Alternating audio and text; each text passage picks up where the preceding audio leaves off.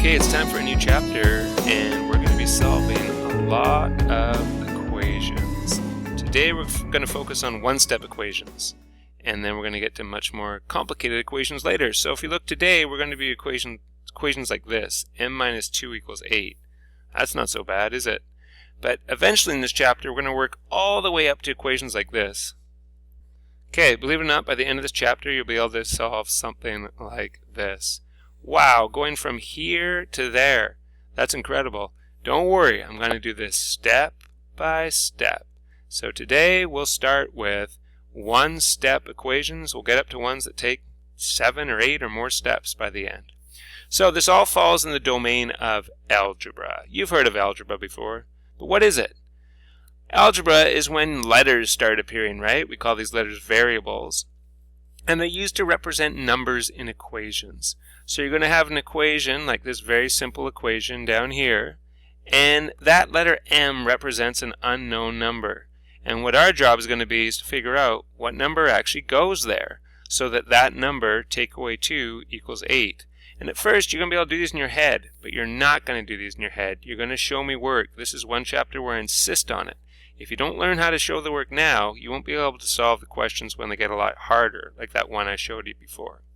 So we're going to solve equation. And what that means is we want to find the number that fulfills or satisfies the conditions stated by the equation. So it sounds a little complicated, but basically all that's saying is if the condition is that the number take away 2 equals 8, then what is the number that satisfies that condition? Which number works in that spot? Which number makes this statement true? Whichever way you want to think about it, that's what it means.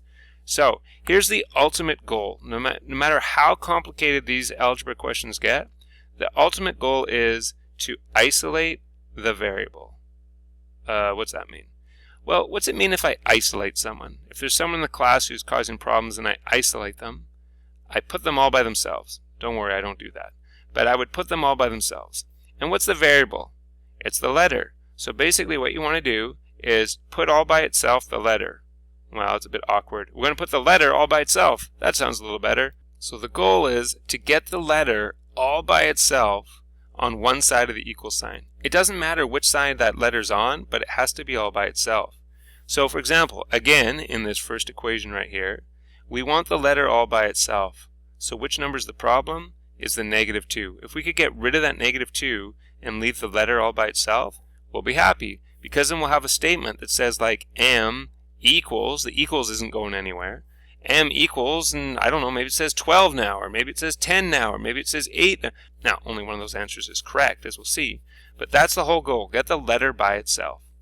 So that leaves us with the rules. How do we do this? There's 2 rules basically to start here. 1, do the opposite operation. That's opposite operation. Do you know what I mean by operations? I mean things like multiply, divide, add, subtract. So what's the opposite of multiply? The opposite of multiply is to divide.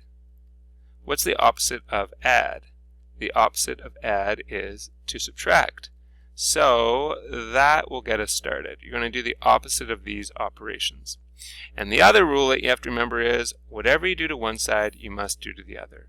Now why is that? Because an equation is a statement that says that this side is equal to the other side. So if you do one thing to one side, like let's say you don't like the number 8, and you decide, I'm going to add 2 to this side. So I'm going to make this side 10. But if you don't do the same thing to the other side, it's no longer balanced, right? We said that m minus 2 equals 8. You can't now say that m minus 2 is 10. That's a completely different equation, a completely different statement. So in order to keep it balanced, whatever you do to one side of the equal sign, you must do the other. Alright, let's get started.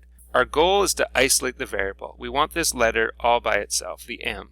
So what's the problem here? The problem is this minus 2. We want to get rid of that, so we'll have the m by itself. So how do we do that? We do the opposite operation. Well, this is take away 2. So what's the opposite of take away? The opposite of subtract is to add. So what I'm going to do is I'm going to add 2 to this side.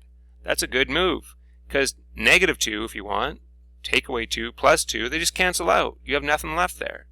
But wait a minute, what I do to one side, I also have to do to the other side of the equal sign. Alright, these two are gone. They just cancel out. If you want, you could cancel them out like that. I'm not going to do that, but some people do. But those cancel out because you get 0 there. The only thing that's left on this side is m. That's great. That's what you wanted to do. You wanted to isolate the variable, and you've done it. Now, what's on the other side?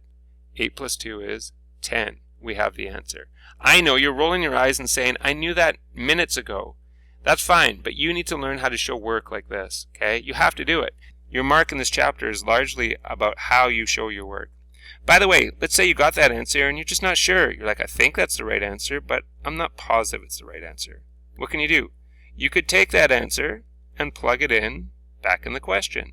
If you put 10 right there, because that's what we said m is equal to, is 10, we get 10 minus 2 is 8. Is that a true statement? Absolutely, so we must have done it right. All right, moving on. Negative 4 plus n equals negative 2. We want this letter, the variable, all by itself. So what do we have to get rid of? We have to get rid of the negative 4. Actually, maybe I'll highlight that. We got to get rid of the negative 4. How do we get rid of the negative 4? Well, in order to get rid of a negative 4, we do the opposite operation. So instead of negative 4 or take away 4, we need to add 4. What we do to one side, do to the other. Don't do this. I've seen this mistake a lot. You just added 4 and 4, 8 to the left-hand side. That's not balanced. You need to add 1 to the left side and the other one to the right side. There you go. Now you're going to keep it balanced. Negative 4 plus 4 cancels out because it equals 0. We're left with just n on this side, which is perfect. And then you have negative 2 plus 4. Uh-oh, integers are back. 2 negatives, 4 positives. What do you have more of? Positives, and how many more? 2. Yep, you do need to know your integers again. Try it out if you want. Negative 4 plus 2 is definitely negative 2, so it's good. Okay, what is our problem number in the next one? Well, we want this x by itself, so this minus 2 here is the problem. What do? We do the opposite. The opposite of minus 2, or take away 2, is plus 2. What you do to one side, you also do to the other side. So this is gone. That cancels out, which means on the right-hand side, you still have x. On this side, you have negative 6 plus 2. What do you have more of, positives or negatives? Negatives. You have 6 negatives. How many more negatives is 6 than 2? 4. So there's your answer. And that's fine. You can just write it like that. The variable just needs to be isolated. It doesn't need to be on the left-hand side. I know lots of people are more comfortable writing it this way, and you're more than welcome to write it that way, but negative 4 equals x is just as correct. All right, you're not often going to see questions like this, but I thought I'd just put as many of the one-step sort of questions I could think of. So you have b take away negative 6 equals negative 2. So there's a couple different ways you could solve this. One way is you could look at, well, I want to get rid of the negative 6, and since it's take away negative 6, I'm going to add negative 6. That's fine. That'll work. You can do that. But here's what I would do instead. Since it's b take away a negative, wait a minute, remember we did integers? When you take away a negative, we don't really want to subtract at all. We want to add, don't we? Let's do that. Let's make it b plus, we're going to change this to a plus, and we're going to change negative 6 to positive 6. So you just end up with b plus 6 equals negative 2. And now this question is much easier than the way it looked before. Right? What do we got to get by itself here? We have to get this b by itself, so this plus 6 is the problem. How do we get rid of a plus 6? We do the opposite. We minus 6 this time. What we do to one side, we also do to the other. So the 6 and the negative 6 will cancel out. We're left with b on this side, which is perfect. And now we have to do negative 2 take away 6. But it's integers, and I'm going to add the opposite. So I'm going to make it plus and make the 6 a negative 6. Negative 2 plus negative 6. Well, that's all negative. When the signs are the same, it stays the same when you add. We have 2 negatives and 6 more negatives. We add them together. We have 8 negatives. So this answer is correct. All right, which letter do we want to get by itself? W. What's the problem? The 3. It just says 3. How do we get rid of something if it just says 3? Well, what kind of 3 is this? Look at the sign in front. The invisible sign is a plus. So in order to cancel it out, you have to do the opposite. You have to do minus. The opposite of a positive 3 is a minus 3. What you do to one side, you also do to the other. 3 take away 3 cancels out. That's perfect. We're left with W on this side. And now you have a dreaded integer question. Negative 12, and then take away 3. I would again add the opposite. So they're both negative, which means our answer is negative. And when they're the same sign, you add. 12 and 3 is 15. This is our answer. Okay, here's another one that you won't see often but could show up. z plus negative 6. So again, there's two ways to do this. One way you could do it is we're trying to get rid of this plus negative 6. So the operation is the addition here. You want to do the opposite. You want to subtract. So you would be subtracting negative 6.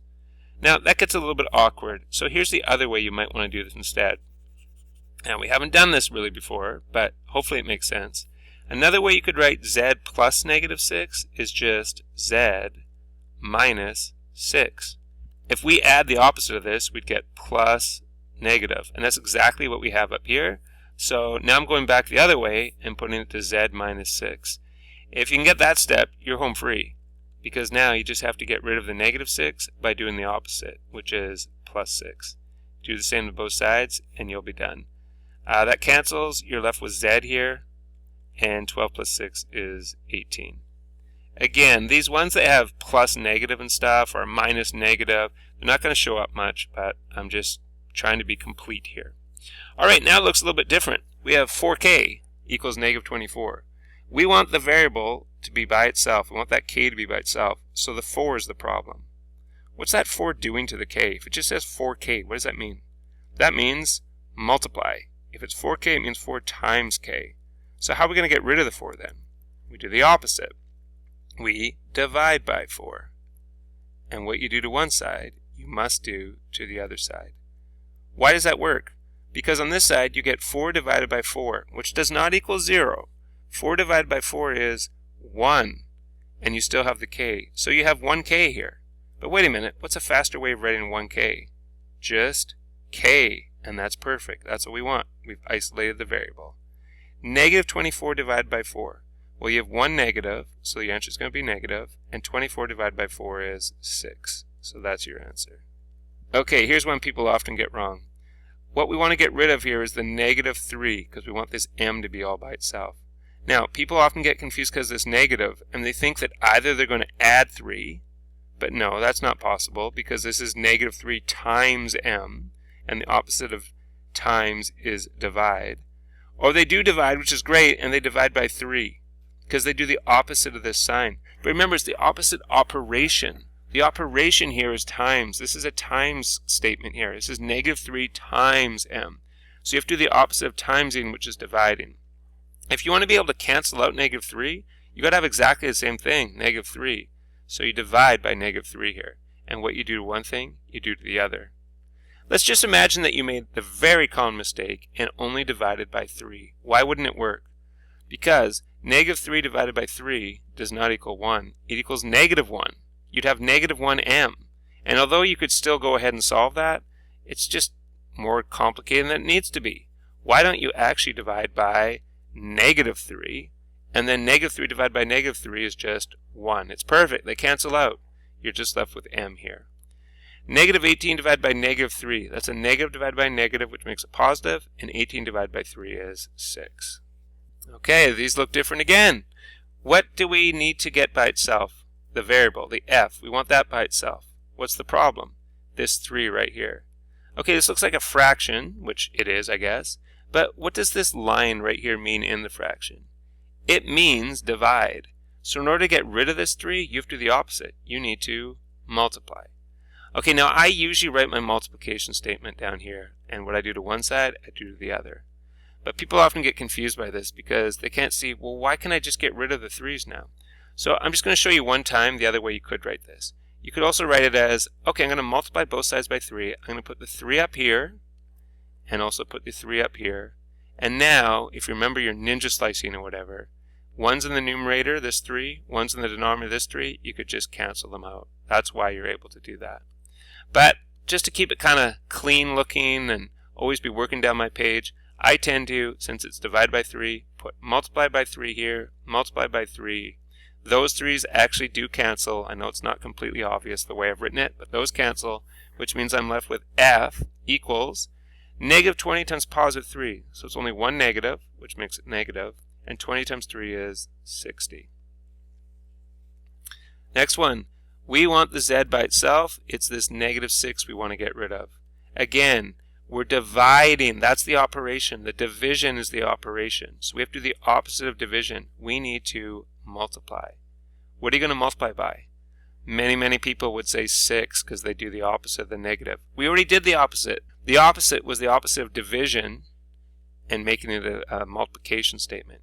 You need to multiply by -6 because, again, if I wrote it out here, which maybe I even should, you would then be able to cancel them. If you just had 6 there, you would not be able to cancel that, right? So you need to multiply by exactly the same thing.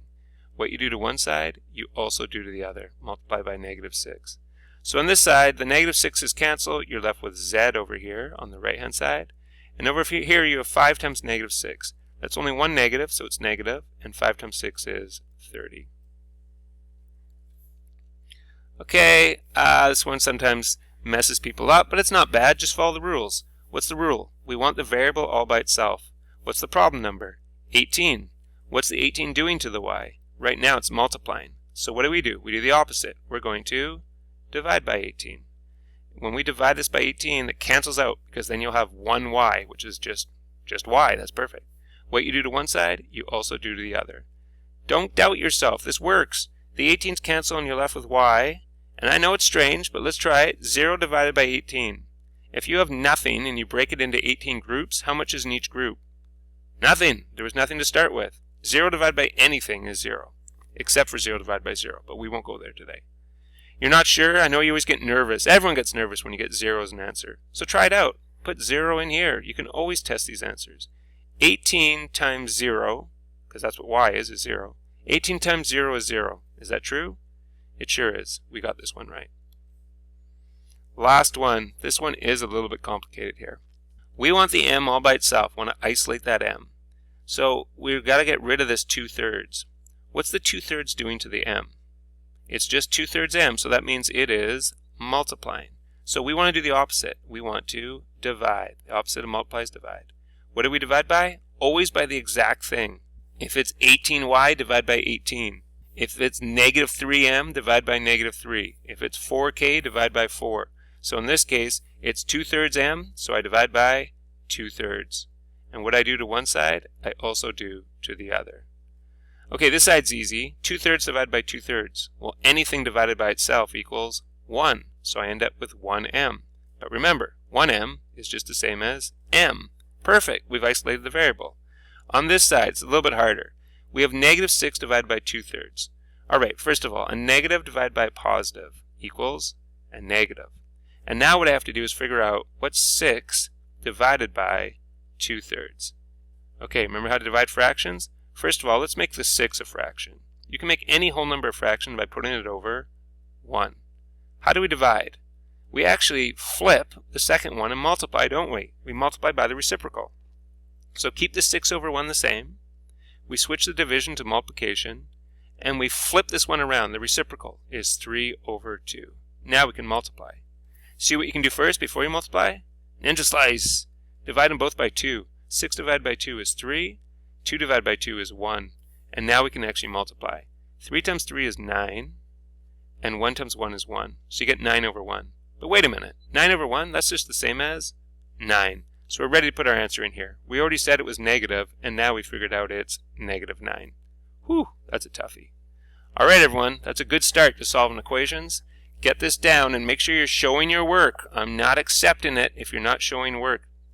And then we'll get to the hard stuff soon enough. Take care. Bye.